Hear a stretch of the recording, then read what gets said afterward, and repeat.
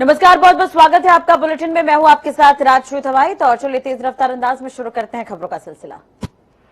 सातवें चरण का चुनाव प्रचार शनिवार शाम को खत्म हो जाएगा।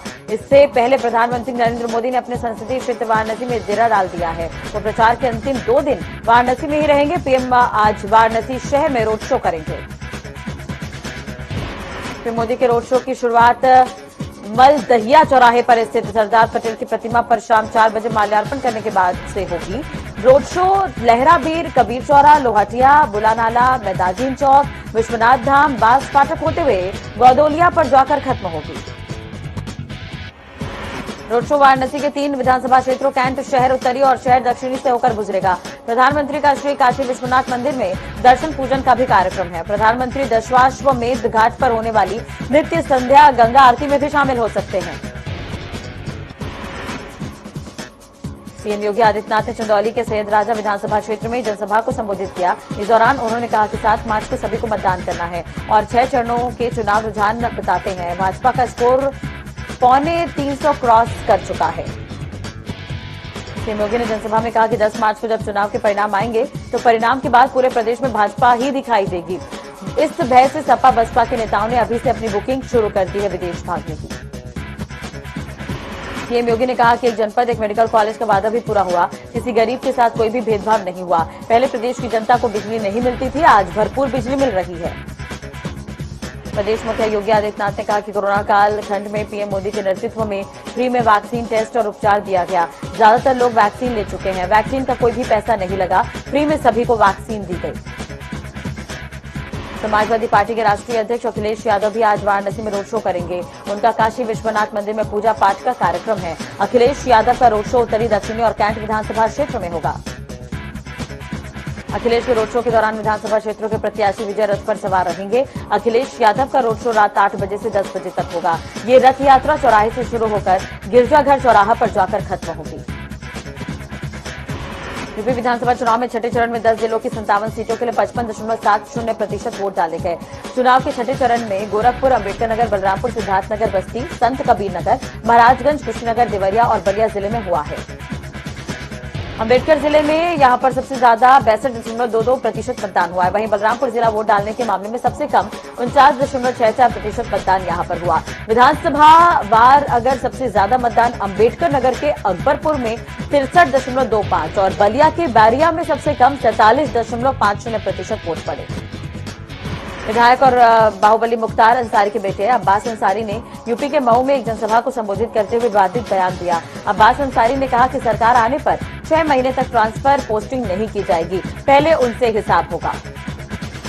अब्बास अंसारी भड़काऊ भाषण देने के मामले में फंस गए हैं। अब्बास अंसारी के खिलाफ केस दर्ज करने के साथ पुलिस वीडियो की जांच भी कर रही है, जिसके बाद पुलिस की ओर से कार्रवाई की जाएगी।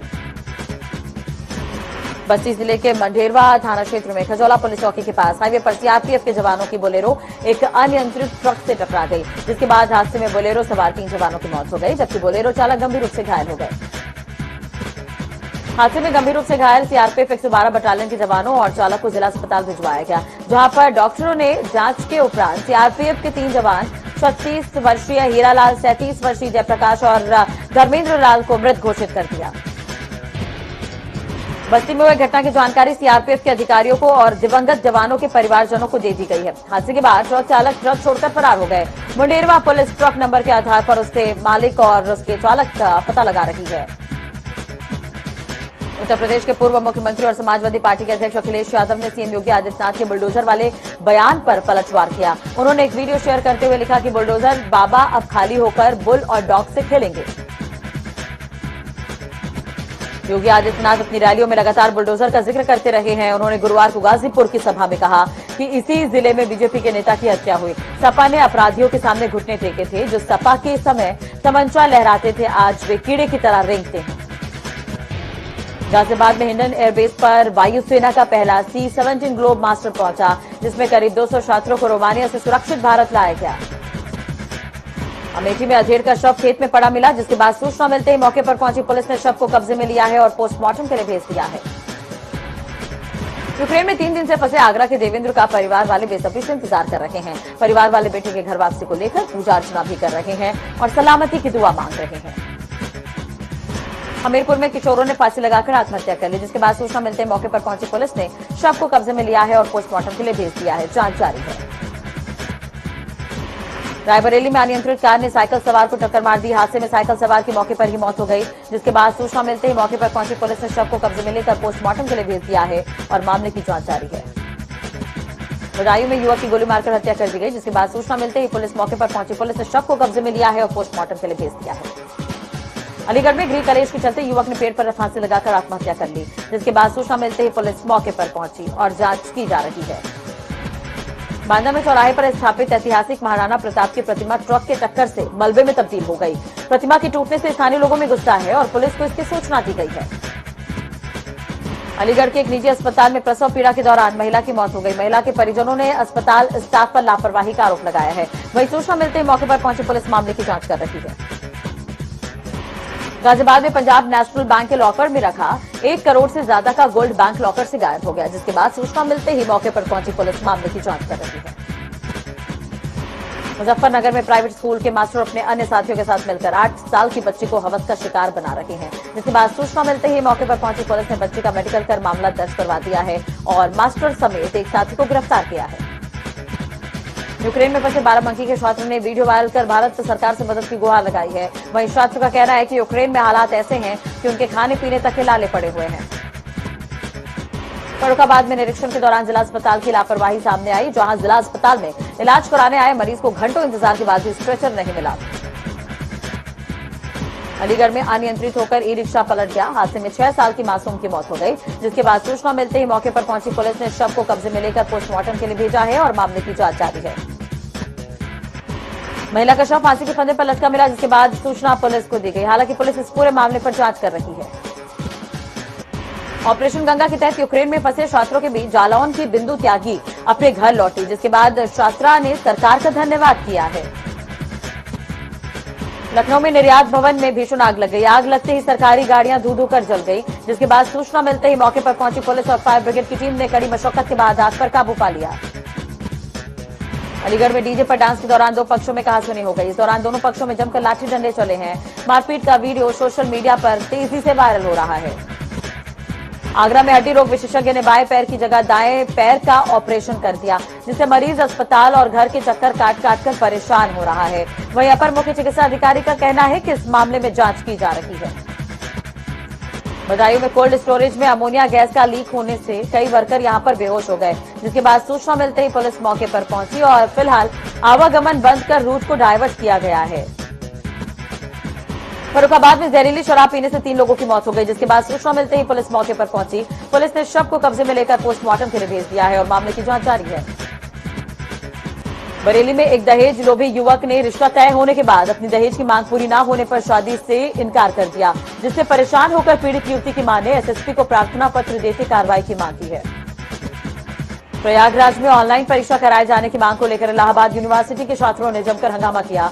आंदोलन कर रहे छात्र आज वाइस चांसलर के ऑफिस जा रहे थे, लेकिन पुलिस ने उनको रोक दिया। इस दौरान सैकड़ों छात्र इकट्ठा होकर नारेबाजी करने लगे।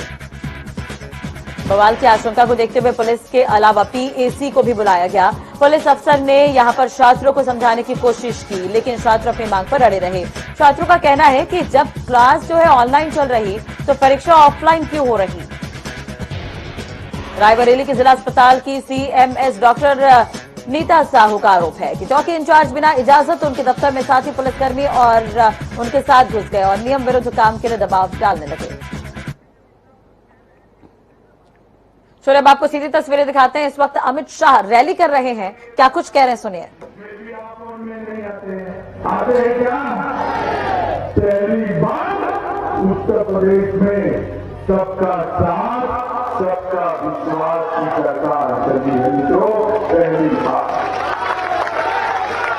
और इसी के कारण आज गरीबों को पहली बार आजादी के 70 साल के बाद अपना अधिकार मिलने का काम हुआ। ये माताएं बहनें बैठी हैं उत्तर प्रदेश में 1 करोड़ 67 लाख माताओं को फ्री गैस का सिलेंडर देने का काम ये भारतीय जनता पार्टी की नरेंद्र मोदी सरकार है। और मैं बता देता हूं, दूसरी बात दूसरी बात सरकार बना दो, होली और दिवाली में एक सिलेंडर मुफ्त में माताओं को देने का काम ये भारतीय जनता पार्टी।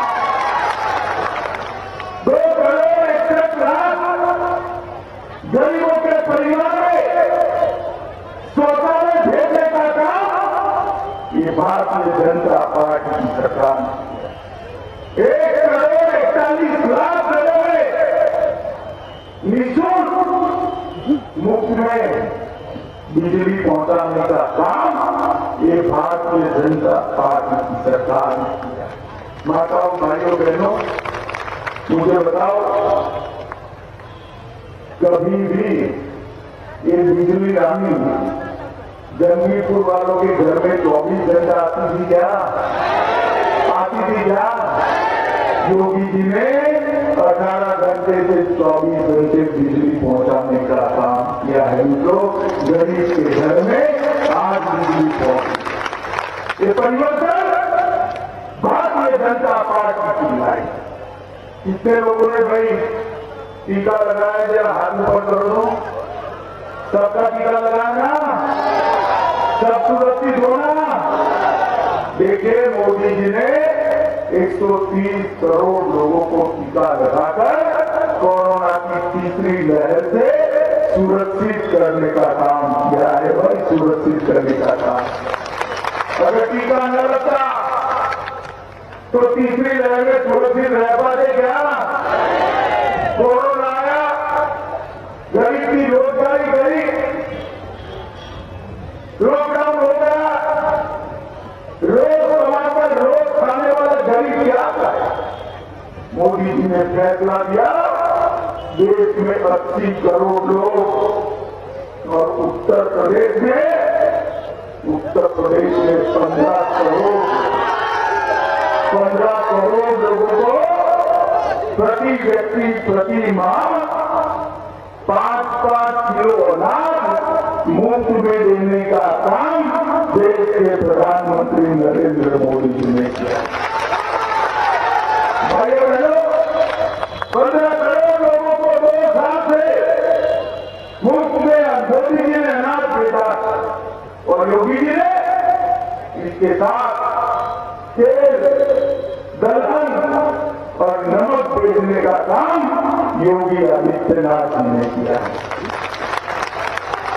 किसानों को हर साल 6,000 रुपया किसानों को भेजने का काम मोदी जी ने किया। 6,000 और 2 करोड़ 54 लाख किसानों को भेजा है। 35,000 करोड़ रुपया है। तो आप लोग ताली बजा रहे हो।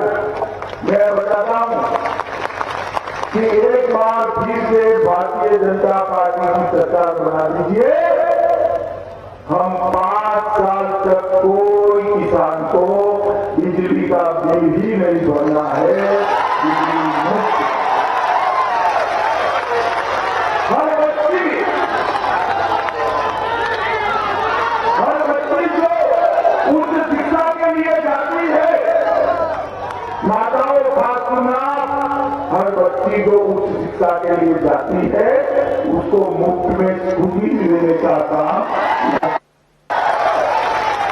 पढ़ाई के लिए तो स्कूटी लेकर जाएगी, शाम को माताएं आपको पीछे बिठाकर सब्जी मंडी में भी ले जाएगी। जो युवा उच्च शिक्षा प्राप्त करता है उसको एक लैपटॉप और एक स्मार्टफोन फ्री ऑफ कॉस्ट दे दिया जाएगा। भारतीय जनता पार्टी की सरकार गरीबों की, दलितों की, पिछड़ों की सरकार। पहली बार आजादी के 75 साल के बाद मोदी जी ने पहली बार गरीबों के कल्याण के लिए काम किया है। पहली बार। और मैं आपको बताया कि गरीब कल्याण का काम करने वाली सरकार को एक बार देश के सबसे बड़े पहले में आप चुनकर दीजिए। हम उत्तर प्रदेश को देश का नंबर 1 राज्य बनाएंगे। नंबर 1 तो गाजीपुर में अमित शाह यहां पर पहुंचे हुए हैं, जनसभा को संबोधित कर रहे हैं। 7वें चरण के लिए चुनाव प्रचार जारी है और तमाम दिग्गज अभी पूर्वांचल में नजर आ रहे हैं। इस पर नजर बनी रहेगी। चलिए शुरू कर लेते हैं एक बार फिर तेज रफ्तार अंदाज में खबरों का सिलसिला। देहरादून के रायपुर थाना क्षेत्र में युवक ने युवती की गोली मारकर हत्या कर दी, जिसके बाद सूचना मिलते मौके पर पहुंची पुलिस ने शव को कब्जे में लेकर पोस्टमार्टम के लिए भेज दिया और मामले की जांच कर रही है। उत्तराखंड बीजेपी में भितरघात को लेकर बयानबाजी से अब नेता बचने लगे हैं। पार्टी के केंद्रीय नेतृत्व ने प्रदेश संगठन को सख्त लहजे में कहा है कि जिसको भी अपनी बात कहनी है वो केवल पार्टी फोरम में ही कहे। ऐसे में आप पार्टी के नेता काफी संयमित भाषा का प्रयोग कर रहे हैं। हरिद्वार में बहादुराबाद वन चौकी पर तैनात वन दरोगा नंद किशोर पांडे का ऑडियो सोशल मीडिया पर वायरल हो रहा है। इस ऑडियो में नंद किशोर पांडे किसी लकड़ी कारोबारी से पेड़ काटने के बदले में जुर्माने के नाम पर 20,000 की रिश्वत की मांग करते हुए सुनाई दे रहे हैं। नैनीताल के शिरवानी क्षेत्र में युवक का खून से लथपथ शव मिलने से सनसनी फैल गई। बताया जा रहा है कि प्रेम प्रसंग के चलते युवक ने खुद को गोली मारी है। वहीं सूचना पर पहुंची पुलिस ने शव को कब्जे में लेकर पोस्टमार्टम के लिए भेज दिया है। तिरछा विधानसभा सीट से विधायक राजेश शुक्ला ने भी भीतरघात की बात को माना है, लेकिन उन्होंने साफ किया कि वो पार्टी के अधिकृत पूर्व में ही अपनी बात रखेंगे। उन्होंने इस बात को भी स्वीकार किया कि पार्टी में भीतरघात हुई है और कई जगहों पर इस तरह के मामले देखने को मिल रहे हैं। रुड़की में लापता युवक का शव मिलने से आसपास के इलाकों में हड़कंप मच गया, जिसके बाद सूचना मिलने पर मौके पर पहुंची पुलिस ने शव को कब्जे में लिया और पोस्टमार्टम के लिए भेज दिया है और मामले की जांच जारी है। आगरा के सिकंदरा क्षेत्र में प्राचीन वनखंडी महादेव मंदिर के महंत ने शरीर त्याग कर दिया। वहीं मंदिर परिसर में ही उनके शरीर को भक्तों के अंतिम दर्शन के लिए रखा गया। भक्तों के अनुसार उन्हें मंदिर परिसर में ही समाधि दी जाएगी। अमेठी के जिला अस्पताल में तैनात संविदा स्वास्थ्य पर जानलेवा हमला हुआ है। घर से अस्पताल ड्यूटी पर जाते समय बाइक सवार बदमाशों ने हमला कर दिया, जिसके बाद सूचना मिलते ही मौके पर पहुंची पुलिस मामले की जांच कर रही है। राजगंज में तेज रफ्तार ऑटो ने खड़े हुए ट्रैक्टर ट्रॉली में टक्कर मार दी। हादसे में 2 लोगों की मौत हो गई, वहीं एक युवक गंभीर रूप से घायल हो गया, जिसके बाद सूचना मिलते ही मौके पर पहुंची पुलिस ने शव को कब्जे में लिया है। लखीमपुर खीरी में किचन में खाना बना रही महिला को बदमाशों ने गोली मार दी, जिसके बाद महिला को इलाज के लिए अस्पताल में भर्ती करवाया गया। वहीं सूचना मिलते ही पुलिस पहुंची और जांच जारी है।